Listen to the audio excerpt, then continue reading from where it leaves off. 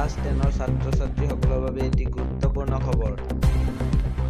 Matric পৰীক্ষাৰ শিক্ষাৰ্থীলৈ শিক্ষামন্ত্ৰী ৰণোজ পেগুৰ পৰামৰ্শ। কিদৰে পৰীক্ষাগৃহত প্ৰৱেশ কৰিব লাগিব শিক্ষাৰ্থী?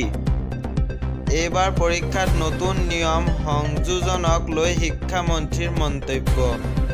ৰাষ্ট্ৰীয় শিক্ষা নীতি 2020 প্ৰয়োগৰ ক্ষেত্ৰত ভাৰতৰ প্ৰথম 5টা ৰাজ্যৰ ভিতৰত অসম।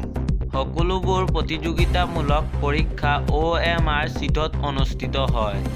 এইবাৰ মেট্ৰিক পৰীক্ষা OMR চিটত অনুষ্ঠিত হ'ব। গুণোৎসৱতো ছাত্ৰ-ছাত্ৰীয়ে OMR চিট পদ্ধতিৰে প্ৰশ্ন উত্তৰ লিখিছে।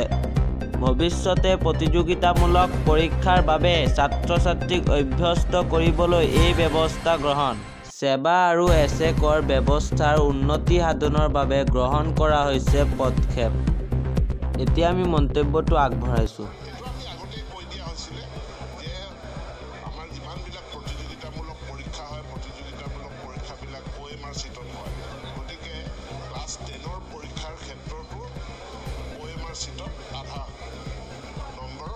চিটত পৰীক্ষা হ'ব যাতে ছাত্ৰ-ছাত্ৰীসকল OMR চিটত উত্তৰ দিয়া প্ৰশ্নৰ উত্তৰ লিখা সেইটোত অভ্যস্ত হয়।